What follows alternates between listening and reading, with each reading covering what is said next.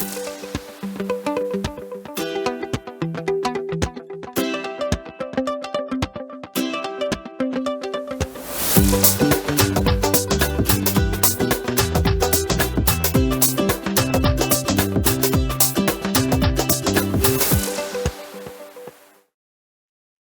et bienvenue dans l'émission Tout en couleur, un programme de divertissement, de partage de savoir et surtout de belles rencontres.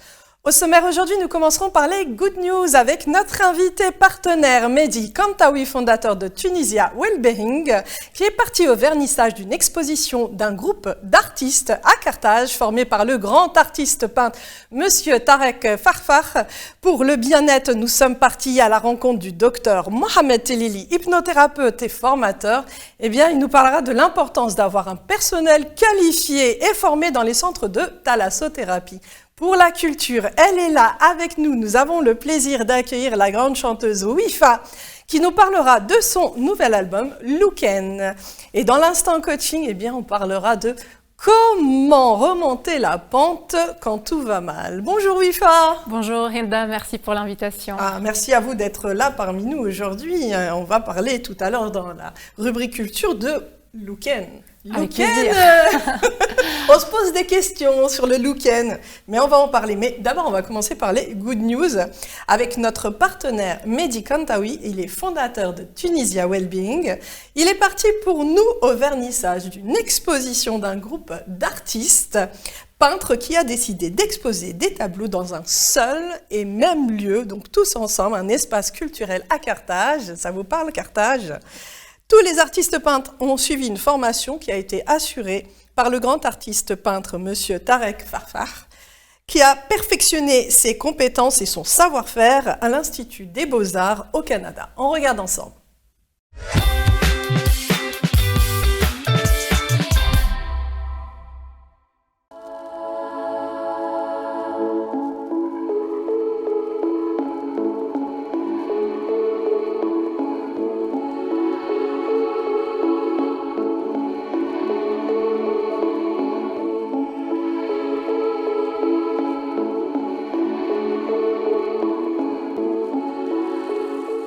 Aujourd'hui, nous sommes à l'espace Sophonisbe de Carthage, à l'occasion du vernissage de l'exposition de groupe sous le thème Symphonie de couleurs.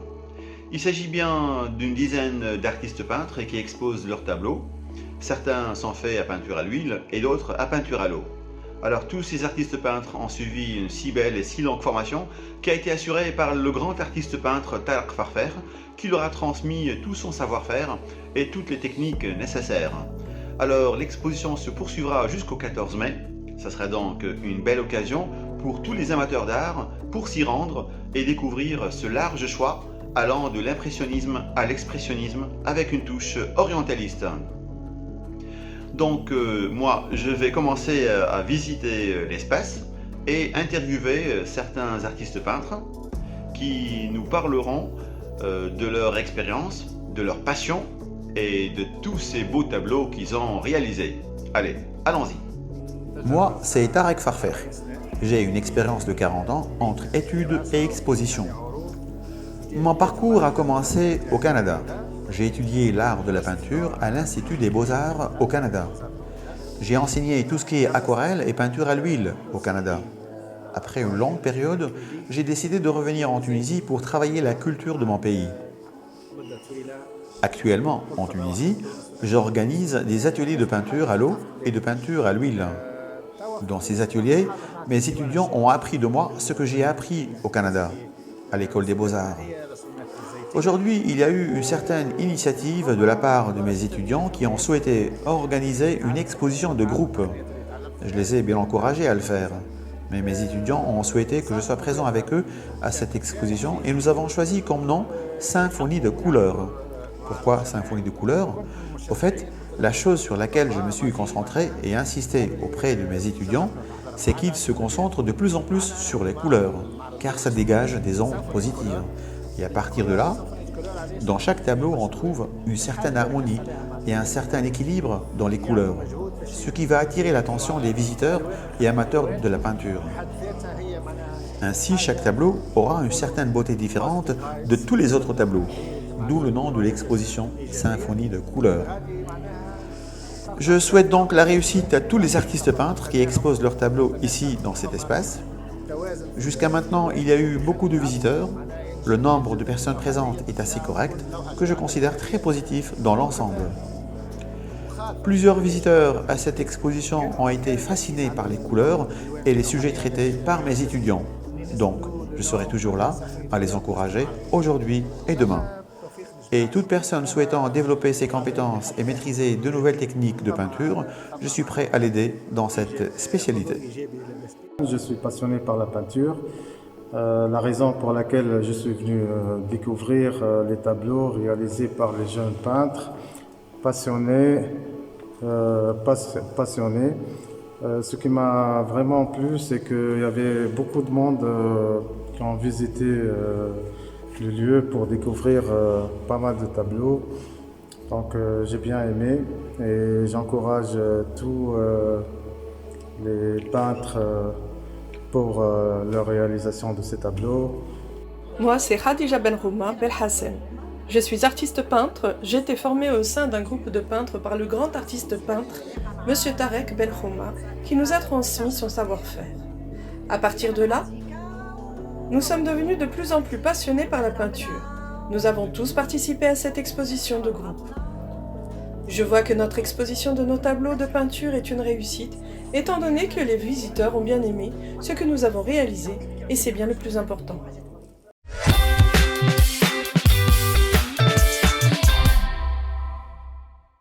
Alors là, Wisha, vous avez vu, c'est beau, hein, en fait, tous ces artistes qui exposent dans le même lieu. Et puis surtout, ce grand artiste peintre qui a été formé aux Beaux-Arts au Canada. Donc tout ça en Tunisie. En Tunisie, on se rend compte qu'aujourd'hui, il y a de plus en plus d'événements culturels. Magnifique, oui, tout à fait. Ça fait vraiment plaisir de voir toutes ces expositions, tout ce qui se fait. Il y a vraiment, comment dire, un condensé d'actions culturelles et d'événements culturels qui revient en force en Tunisie et ça fait vraiment plaisir. Je ne sais pas si vous avez chanté en Tunisie ou pas. Tout à fait, j'ai chanté pas mal de fois au Festival international de Sousse, aux Journées musicales de Carthage, j'en ai fait pas mal de concerts, peut-être un peu moins qu'en France, mais j'ai chanté quand même. Donc là-bas en Tunisie, votre musique a été appréciée. J'espère en tout cas, et j'espère être de plus en plus présente avec ce nouvel album. Ouais, avec Luken, on va revenir. Là, on va passer justement après ce good news au bien-être. Et là, nous sommes partis à la rencontre du docteur Mohamed Telili. Alors lui aussi, c'est un grand médecin. Il est hypnothérapeute. Je ne sais pas si vous avez déjà fait une séance d'hypnose. Il est aussi formateur en soins énergétiques.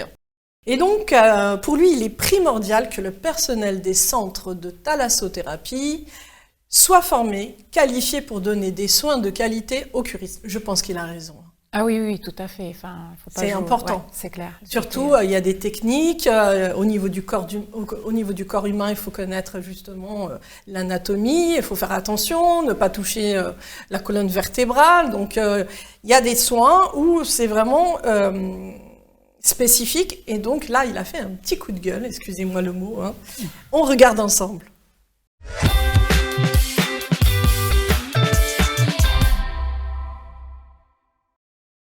Bonjour à tous, bienvenue dans la rubrique Santé Bien-être.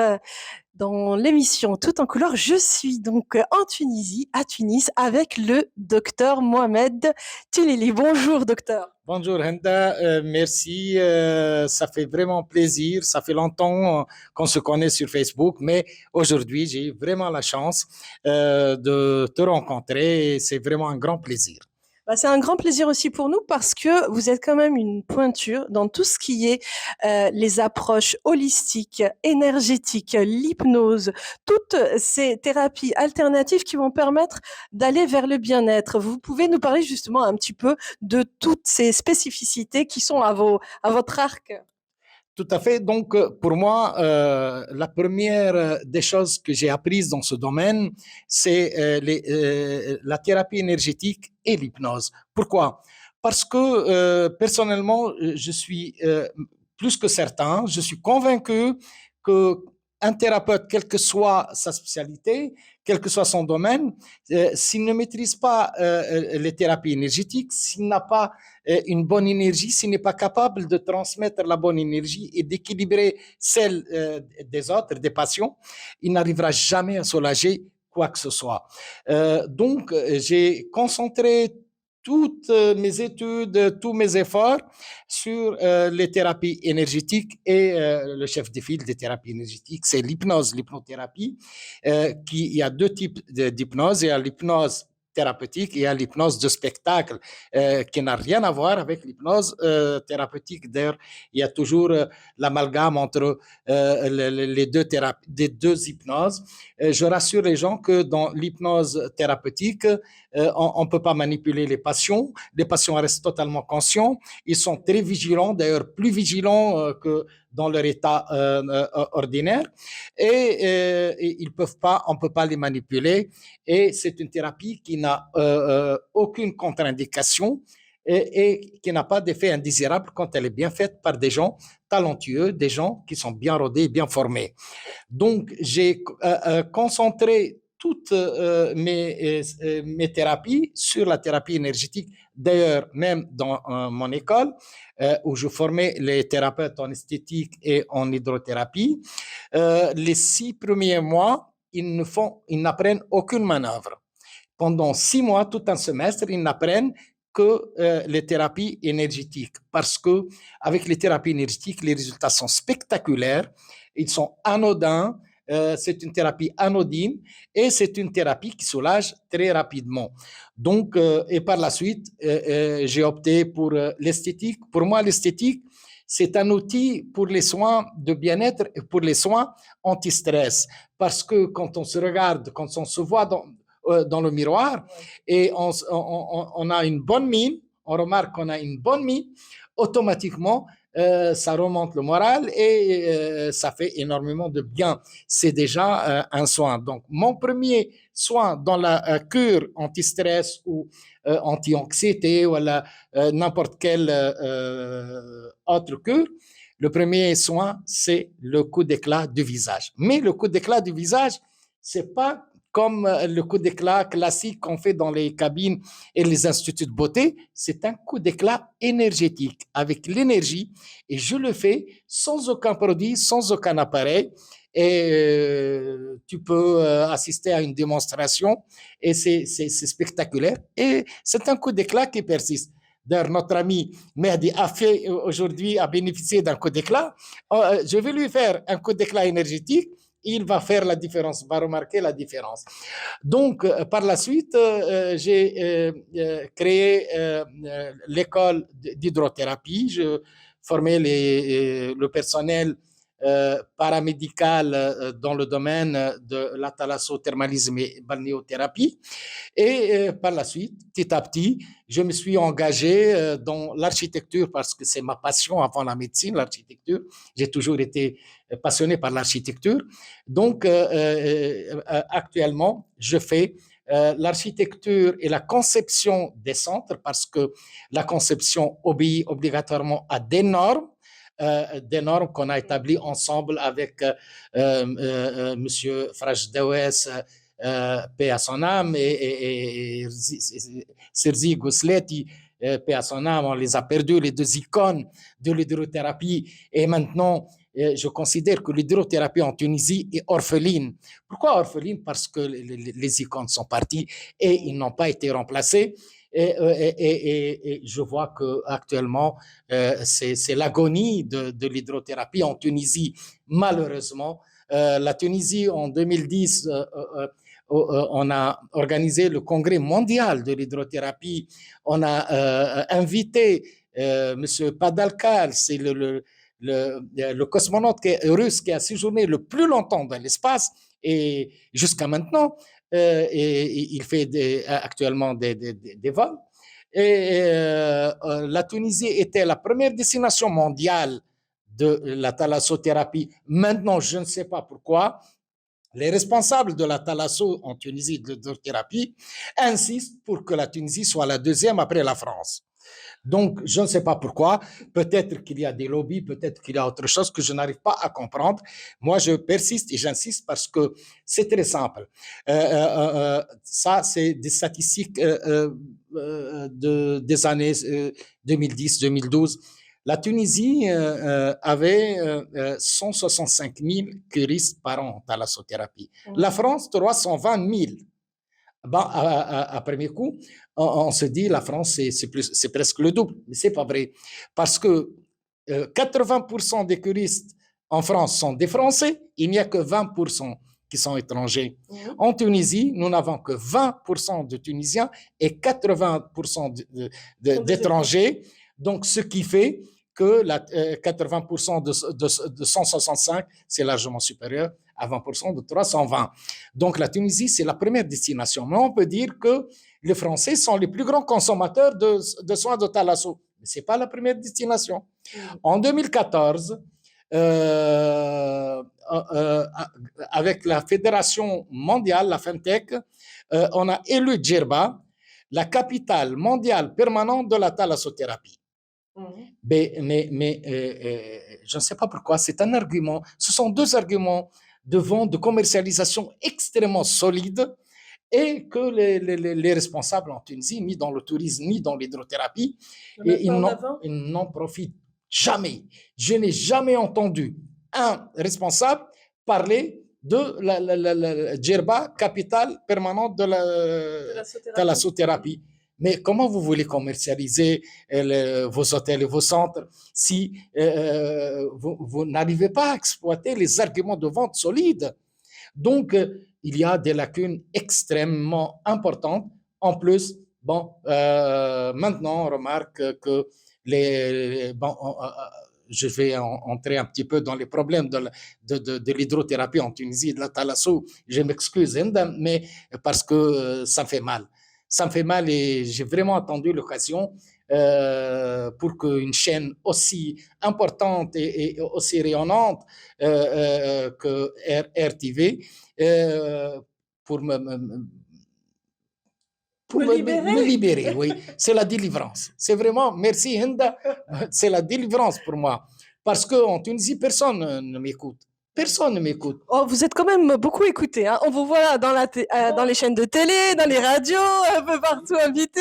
C'est que votre savoir-faire et surtout votre expertise est très important. C'est vrai, mais je parle des responsables. Là, j'ai des fans sur tous les continents. Je suis vraiment surpris quand je vois des fans de l'Algérie, du Moyen-Orient, de l'Europe et surtout les Tunisiens en Europe. J'avais une émission le samedi matin de 10h à midi sur la radio nationale sur tout ce qui est esthétique, tout ce qui est thérapie. Et c'était une émission en direct et on recevait les appels des auditeurs. J'ai remarqué que la moitié des appels viennent de la France. Et ça me touche. Parce que aussi, en 2005, j'ai créé mon propre protocole de thérapie pour les fibromyalgiques. Et j'étais sollicité par le CNAF français, le Centre national des fibromyalgiques en France, et il y avait des vols réguliers à tel point que j'ai créé avec un ami une agence de voyage à Bercy, à Paris, la Brillante Tunisie, et une agence de voyage en Tunisie, ce sont mes partenaires, Idole Voyage, et on recevait régulièrement des groupes de fibromyalgiques. Donc, je suis beaucoup plus connu à l'étranger qu'en Tunisie. Nul n'est prophète dans son peuple, dans son pays. Donc, là, les problèmes de la thalassothérapie, c'est aussi la formation. On a un problème, la formation, le personnel n'est pas très bien formé. Beaucoup de centres qui fonctionnent avec du personnel non formé, non diplômé. Les médecins aussi, il y a des médecins qui sont très bien formés, mais il y a quelques médecins qui n'ont obtenu et bénéficié d'aucune formation dans l'hydrothérapie. Et le problème de la souveraineté du médecin chef de centre. Pourquoi? Parce qu'en Tunisie, la majorité, je ne dis pas tout, les centres, la majorité des centres et des hôtels sont des entreprises familiales où le propriétaire commande, la famille, sa femme, ses amis, ses enfants, pour ne pas citer d'autres personnes. Hein? D'accord. Ouais, Donc, et le médecin, il n'a pas le droit de s'imposer, il n'a pas le droit d'imposer son expertise. Et il choisit pas les produits, c'est pas lui qui choisit les formations, il peut rien imposer. Donc malheureusement, là, ça me fait mal parce que c'est des médecins qui ont obtenu un doctorat d'État en médecine. C'est des gens qui sont très compétents, que je connais très très bien, mais malheureusement, c'est notre philosophie de gestion des hôtels. Avant, c'était les hôtels, uniquement des hôtels. Mais, par la suite, c'est devenu des hôtels spa. Mais maintenant, les propriétaires n'ont pas encore compris que c'est devenu maintenant des spa-hôtels et l'hôtel n'est qu'un lieu d'hébergement pour les curistes. Donc, Oui. excusez-moi, docteur Mohamed Telili, ce qui est important là, votre message, donc c'est un message à passer justement aux gérants, aux directeurs dans la direction des hôtels. Et surtout les propriétaires. Voilà, les propriétaires, c'est de donner plus de liberté au médecin du centre, qui est responsable du centre, pour qu'il puisse avoir ses responsabilités et surtout le valoriser. Ça, c'est très important. Tout à fait. Et en plus, le personnel du spa, ce n'est pas le personnel de l'hôtel. Un directeur général d'hôtel, il ne peut pas gérer un centre. Donc, le médecin, il doit être le directeur général indépendant du centre. Deuxièmement, le personnel du spa, c'est un personnel auquel on demande, on exige de prodiguer le bien-être, de transmettre la bonne énergie, de soulager les gens. Mais comment voulez-vous que des gens qui vivent dans la misère puissent prodiguer le bonheur? Jamais de la vie. Et là, les gens ne veulent pas. Ils investissent des milliards, des millions tunisiens, des milliards dans l'infrastructure, des milliards dans les appareils, dans les produits. Ils n'investissent pas suffisamment dans le personnel. Le personnel, le pauvre, il vit dans la misère. Il est obligé de louer un studio, de préparer à manger et de les déplacements parce qu'ils ne peuvent pas habiter près des hôtels parce que c'est une zone touristique et où les loyers sont excessivement chers. Donc, ils sont torturés, les pauvres. Et par la suite, pendant la basse saison, il y a les congés sans solde et ça, c'est criminel. C'est vraiment criminel, catastrophique. Donc, il faut penser un petit peu. Là, un grand salut à M. Zohair Bouzid, propriétaire de l'Africa Jade, que j'aime beaucoup et qui m'a confié son centre depuis sa conception. Eh ben, mes thérapeutes hébergent dans des suites. Ils ont le statut de client d'hôtel et ils mangent au buffet comme les clients et ils sont plus que gâtés. D'ailleurs, le premier jour, le directeur a posé la question à M. Zohair Bouzid. Il lui a dit quel statut accorder à ce personnel. Il a cité plusieurs statuts et à chaque fois, M. Zohair Bouzid lui dit non. À la fin, il lui a dit mais finalement, dites-moi quel statut on leur accorde. Et je n'oublierai jamais quand lui a dit il faut leur accorder le statut d'ami intime de Zohair Bouzid. Et ça date depuis 2005. Alors. Donc, ça fait 18 ans. Et on est au contraire, à chaque fois, il améliore. À chaque fois, tous les jours, il consacre un microbus pour ramener le personnel de l'Africa Jade, c'est 75 km. Et la voiture reste bloquée ici pendant des heures. Tout au long de la formation, et par la suite, ils ramènent les thérapeutes chez eux et c'est l'hôtel qui paye. Et c'est dans les horaires de leur travail. Et ça, c'est extraordinaire. Ce n'est pas un hasard qu'actuellement, j'affirme que très peu d'hôtels sont conformes, très peu de centres de thalasso et même de thermalisme sont conformes aux normes internationales. Je dis bien, le centre de l'Africa Jade, c'est un centre qui est le plus conforme aux normes internationales. Je n'ai pas dit qui est confort à 100%, qui est le plus confort.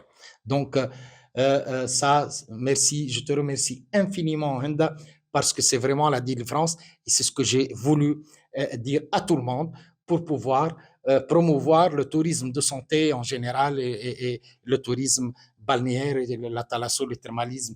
Donc, si on arrive à fournir et à garantir toutes ces conditions, ne vous en faites pas.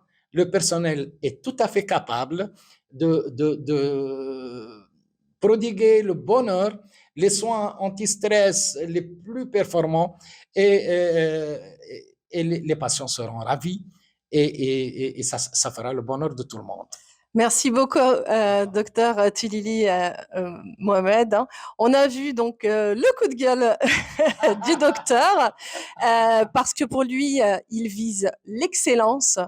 Et lorsque on vise l'excellence, c'est surtout pour le bien-être du client, qu'il soit roi, chouchouté.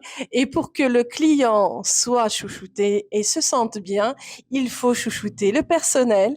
Le personnel doit être qualifié, mais aussi avoir le statut d'ami personnel de la direction pour qu'il puisse être épanoui, rempli de good vibes, de bonne énergie et ensuite faire du bon travail.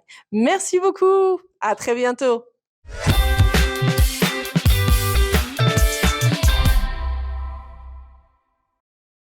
Et oui, il a raison. Le docteur Tilili, là, dans cette vidéo, donc vraiment, il était énervé. Hein. Vraiment, pour lui, c'est très important. Donc, pour lui, qui forme, justement, il forme tout le personnel de ces centres de thalassothérapie, les spas. Et heureusement, il y a des centres de thalassothérapie. On a été dans un grand centre de thalassothérapie à Gamart, l'hôtel El Mouradi. Donc, c'est un très grand centre où le personnel est formé. Et justement, c'est important. Donc, c'est vrai qu'il y allait très fort, mais bon. En tout cas, merci, docteur Tilili, merci d'être là. Et puis, de veiller au grain, surtout, sur la formation et bien du personnel de tous ces centres de thalassothérapie.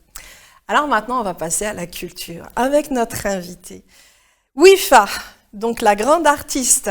Wifa, après le succès de votre premier projet musical Entre deux, eh bien là, vous lancez votre premier album intitulé Looken. Avant de parler de Looken, justement, voilà, très bel album, hein, on voit avec une très belle couronne, une grande diva, une grande reine, justement. Entre deux, parlez-nous en quelques mots sur ce titre. C'était un projet d'EP, un mini-album qui était sorti en 2018, avec lequel on a pu partager pas mal de bons moments sur scène et pas mal de concerts. Ouais. Bin El Benin, c'était une approche de sentiment d'appartenance à la France, mais aussi à la Tunisie. Et du coup, mais entre les deux cultures. C'est ça, entre les deux cultures, mais pas que. En fait, c'était tout le temps une question qui revenait, même par rapport à notre vie quotidienne, par rapport à avoir plus de temps ou plus d'argent, avoir plus de... Enfin, c'est toujours ce type de questions qui se posent en moi, en fait. Des questions existentielles sur la vie, en fait. Exactement. Ce sont des sujets vraiment qui touchent tout le monde. Oui, tout à fait. Être vraiment dans ce questionnement-là, en fait, dans ces choix-là. Et je pense qu'on en a tous eu à faire des choix dans la vie et à se poser beaucoup de questions entre plusieurs chemins. Et du coup, c'est là où naît le projet Bin El Benin. Ouais. Et puis, le nouvel album, justement, pour moi, c'est en quelque sorte une continuité de ce projet-là, mais en allant creuser un peu plus dans ce côté-là, un peu de dualité, d'être binaire. Je pense qu'on a tous un côté un peu binaire en nous, un côté un peu plus sombre, un côté plus lumineux, et on est tous tout le temps en train de se chercher. Cette dualité entre les deux, où je suis, qui je suis, où je vais. Il y a beaucoup de questionnements justement chez l'humain, et parfois d'ailleurs, souvent même, il s'auto-torture lui-même. Oui, exactement. À force d'avoir des questionnements, il est indécis, il n'arrive pas à prendre de décision parce qu'il a peur. Est-ce que c'est le bon chemin? Est-ce que c'est pas le bon chemin? Alors qu'en réalité, la vie n'est faite que d'expériences. On se trompe pas, il n'y a pas d'échec. J'apprends de tout. Tout à fait, justement. Et avoir peur, ça fait partie justement du chemin et du courage. Enfin, le courage ne veut pas dire, comme on le sait, ne pas avoir peur, mais plutôt avoir peur et quand même savoir avancer. Donc, voilà. Ça fait partie du stress. Il y a deux stress. Il y a le stress positif, où là, le stress positif, ça va donner de l'adrénaline, un peu comme la chanteuse, l'artiste qui va sur scène et qui va chanter. Et il y a le stress négatif qui, lui, au contraire, il est autodestructeur. Mais le stress positif, c'est lui qui aussi, on va dire, nous dit de faire attention. Par exemple, avec telle personne, tel chemin. Donc, on en a besoin. On a besoin de ce stress positif pour avancer. C'est quand même notre garde-fou. Exactement. Si on n'a pas ça, on ferait tout et n'importe quoi. Exactement. C'est ce qui nous fait avancer, justement. Et c'est toute la subtilité de la vie. Il faut suivre ses intuitions. Ses intuitions, exactement. Et avancer. Alors, Wifa, aujourd'hui, c'est Luqen. Luqen, c'est justement ce que je disais, c'est un peu l'approfondissement de Binin Binin. Et c'était un peu justement aller un peu plus dans ce côté mélancolique, mais aussi joyeux. En fait, le mot Luqen, on l'a choisi justement parce que pour nous, ça ressemblait à ce que présente l'album, entre des titres un peu mélancoliques, on va dire, et d'autres titres qui sont un peu plus dynamiques, un peu plus joyeux, qui invite un peu plus à l'espoir. Et comme on s'est rendu compte que le mot Luqen aussi existe dans pas mal de titres de l'album. Apparemment, quand on compose, des fois, on a des mots qu'on utilise souvent quand on écrit. Et puis le Luqen, c'est un des titres de l'album. D'ailleurs, c'est le premier titre de l'album. Et du coup, d'où le choix de Luqen comme titre, parce que le mot « et si » peut être, comme on disait en off tout à l'heure, exactement. Et si, ça peut être « et si on va faire quelque chose de bien, de magnifique, d'intéressant », mais on peut aussi dire « et si j'avais pas fait ça », il y a un peu le remords, il y a un peu le regret. C'est ça, le remords, la culpabilité, toutes les émotions qui ressortent. Et c'est vrai que dans votre album, donc il y a aussi Fakr, rappelle-toi. Donc il y a cette nostalgie aussi, rappelle-toi. Il y a des mots qui sont quand même Yechems aussi, Shems, le soleil. Yechems, c'est l'espoir. Tout à fait. Donc on voit cette alternance entre cette dualité entre l'obscurité et la lumière qui est toujours présente. Même dans cette obscurité, il y a quand même le rappel de la lumière. Oui, la lumière, elle naît de l'obscurité. S'il n'y a pas le noir profond, on ne verra pas les étoiles. Donc, c'est pour moi cette dualité. Tout est question d'équilibre aussi. En fait, il y a besoin de cet équilibre. L'équilibre entre l'obscurité et la lumière. Et comme vous dites, s'il n'y a pas de lumière, il n'y a pas d'obscurité. S'il n'y a pas d'obscurité, il n'y a pas de lumière. Moi je pense, en tout cas, moi j'aime beaucoup le mot mélancolie, parce que je trouve que notre vie, ça ne peut pas être, même avec tous les réseaux sociaux et tout ce qu'on voit là, les filtres, ça ne peut pas être que un côté heureux, que un côté vraiment excitant et parfait. Comme ça ne peut pas être que du malheur et que des moments tristes. Donc je pense qu'on a tous cet équilibre-là en nous. Après, c'est à nous aussi de pousser dans un sens. Parce qu'en réalité, je pense que vous êtes une artiste engagée, vous êtes une artiste qui prône des messages sociétals, existentiels. Donc en fait, c'est le rappel. C'est le rappel de ce que nous sommes, nous, en tant qu'êtres humains. Et je pense qu'à travers les thèmes que vous avez choisis, parce qu'il y a aussi l'amour, il y a tout ce mélange d'émotions. Il y a tout ce mélange qui est l'humain en réalité. Et ça appelle en fait à revenir vers soi, l'introspection. Et c'est ça le plus important. C'est de regarder en face ses émotions. Tout à fait, c'est très important et nous, c'est ce qu'on essaye en tout cas de transmettre ou de partager sur scène. C'est ces moments-là, à la fois transmettre les émotions avec toute la sensibilité qu'on peut avoir, la tristesse aussi, pourquoi pas, mais aussi de garder en tête qu'il y a des moments d'espoir et il peut y avoir de petites choses dans la vie, un sentiment de plaisir et de bonheur qu'on peut le retrouver assez facilement si on ne se pose pas trop de questions des fois. C'est pour ça, en fait, c'est pour ça qu'il est important... Les thèmes que vous abordez sont importants parce que ce sont des thèmes qui font que l'humain est en souffrance. L'humain se rappelle toujours, il vit dans le passé, Luqen. il vit dans le passé, mais en même temps, il a un être humain en manque d'amour est un humain en souffrance. Donc c'est aussi le rappel. Vous voyez, tous ces termes, je ne pense pas que vos thèmes ont été choisis au hasard. Ça vient d'une profondeur de votre âme et de vos propres émotions, parce que vous écrivez vos propres textes. Tout à fait. Et en tunisien, c'est ça, hein? Tout à fait. Donc ça, c'est beau. Et c'est vrai que... Est-ce qu'il y a des artistes qui vous ont inspiré dans votre vie? Bien évidemment, il y en a beaucoup. Enfin, je pense que si on arrive un jour à écrire ou à composer, c'est qu'il y a quelque chose en nous qui a fait qu'on en a absorbé avec pas mal d'écoute, pas mal d'influences et pas mal d'artistes qui nous ont forcément inspirés. J'ai beaucoup écouté Kulthum, Fayrouz, tous les grands noms de la chanson arabe, Abdel Halim aussi, Abdel Waheb. Et puis, mais en même temps, j'ai baigné avec mes frères dans la musique occidentale aussi. Donc, j'ai beaucoup écouté Bob Dylan, Bob Marley, Beatles, Scorpions. Donc, je pense que ce qui sort, ça va être un peu un mélange de tout ce que j'ai pu écouter. Mais après, par rapport aux mots, c'est forcément, comme tu dis, c'est pas un hasard, mais c'est plutôt des ressentis en fait de la vie de tous les jours. Ça dépendait vraiment de mon humeur du jour que je voulais partager à ce moment-là. Et souvent, c'est assez naturel. On a l'impression que c'est une thérapie, votre thérapie. Louken, c'est un peu ce côté justement de libérer vos émotions du moment sur le papier. Et vous savez que les grands artistes sont des êtres hypersensibles et hyper empathiques. Et en fait, le fait d'écrire vient de cette ouverture du cœur et de l'âme, ce besoin de libérer, mais en même temps de partager. Bon, en tout cas, c'est sûr, Hendab, je t'en remercie pour tes retours. Et c'est sûr que c'est une façon de s'exprimer avant tout, mais c'est une façon aussi de partager et de se rendre compte qu'il y en a beaucoup qui vivent la même chose, mais peut-être tout le monde ne le dit pas. Mais c'est une façon de partager, de rassurer, de dire que en fait, t'es pas le seul dans cette situation. Bien sûr. Et ces moments de partage-là, ça permet de nourrir et ça permet d'avancer artistiquement. C'est sûr que c'est très épanouissant. C'est la meilleure des inspirations, hein, de toute façon.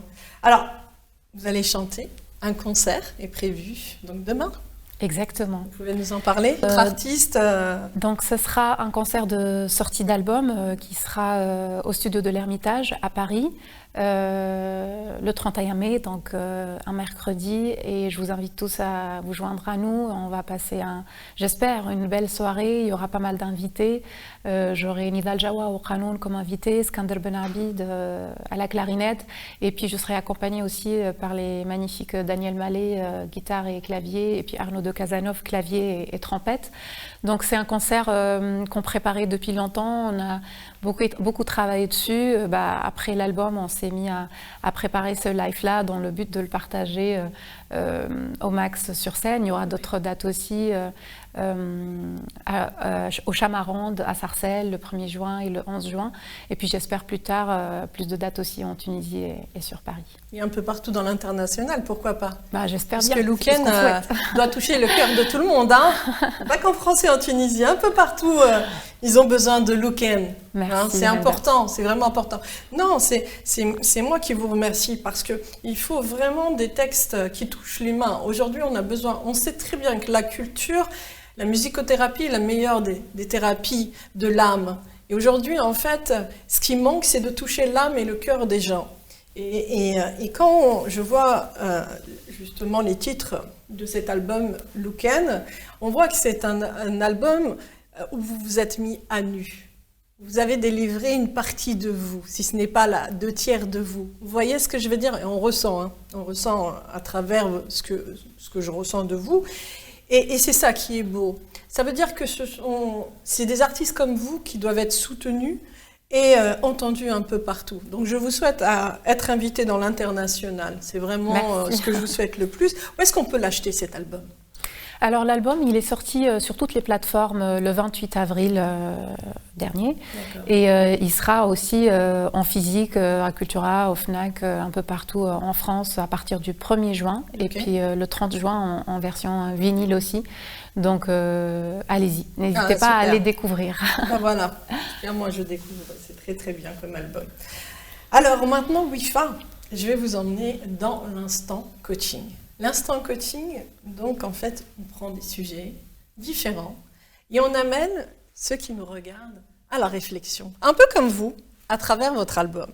Et aujourd'hui, en fait, le sujet, c'est comment remonter la pente quand tout va mal. C'est-à-dire, vous perdez votre emploi, vous êtes en plein divorce, vous avez plein d'autres problèmes, et en fait, vous n'arrivez pas à remonter la pente, c'est difficile. Est-ce que vous avez des astuces ?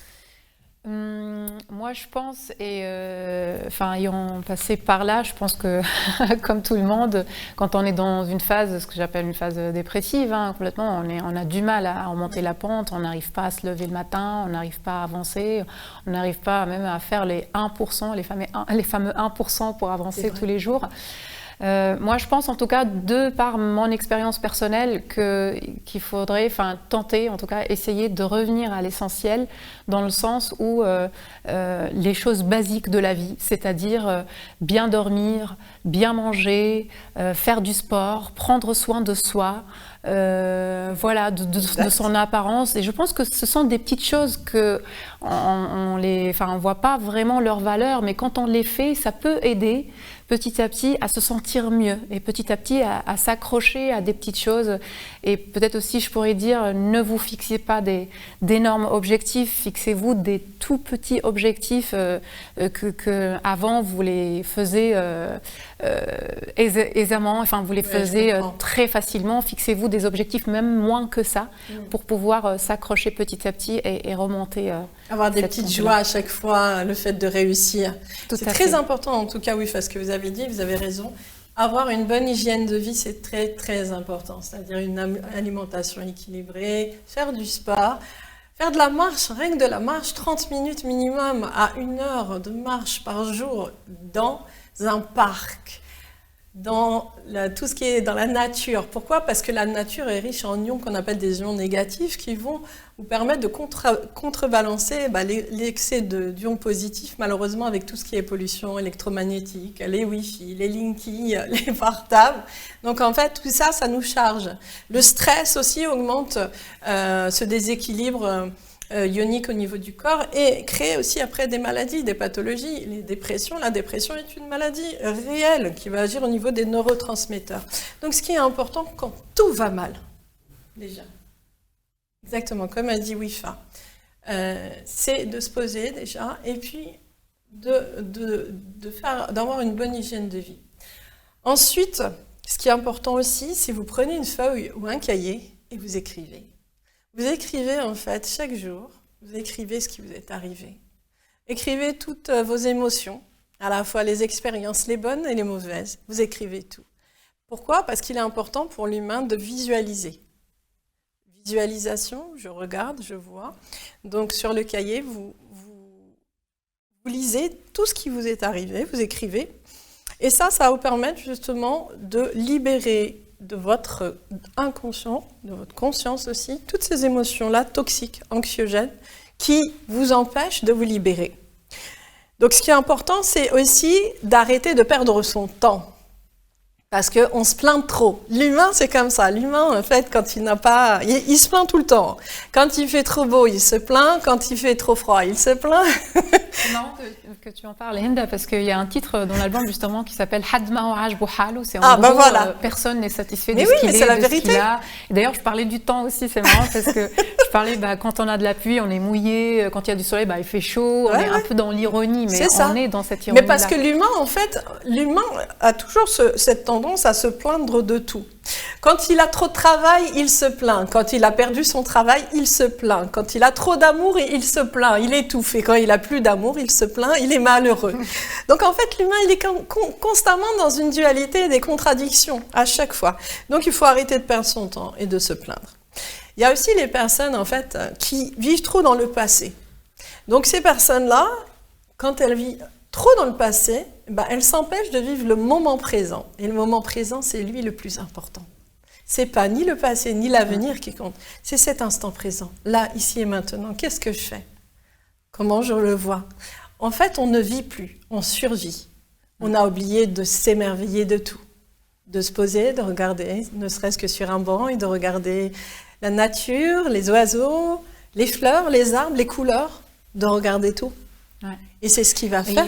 Oui, ouais, tout à fait. Il paraît que le sourire aussi est très important, même quand on se sent mal et qu'on a vraiment de la peine à l'intérieur de nous, si on garde ce sourire, et en fait, ça aura un effet comme s'il déclenche dans notre cerveau plus de facilité, en tout cas, à revenir vers cet état joyeux. Et c'est marrant que je ne savais pas que tu avais cette rubrique-là, mais hier, j'étais sur un livre d'Isabelle Filiosa et qui parlait, qui invitait justement, pour remonter la pente, d'être dans des questionnements chaque 1 heure ou 2 dans la journée. On se pose la question, est-ce que je me sens bien là, dans ce que je fais? Alors si on se sent bien, le fait de se poser cette question-là et d'en être conscient, ça peut augmenter cette sensation-là, augmenter ce sentiment de bien-être. Et le fait de se dire, ah non, en fait là je suis anxieux, je ne suis pas bien du tout, je suis stressé. Dès qu'on a cette réponse-là, du coup, comment je fais pour m'améliorer? Comment je fais pour aller mieux? Et du coup, ça peut aussi nous aider petit à petit dans ces moments difficiles. Bien sûr, et c'est marrant parce qu'en fait, vous n'étiez même pas au courant de ce sujet-là, et c'est ce qu'on appelle justement les synchronicités. Dans la vie, rien n'arrive par hasard, et ça, c'est très important de le comprendre.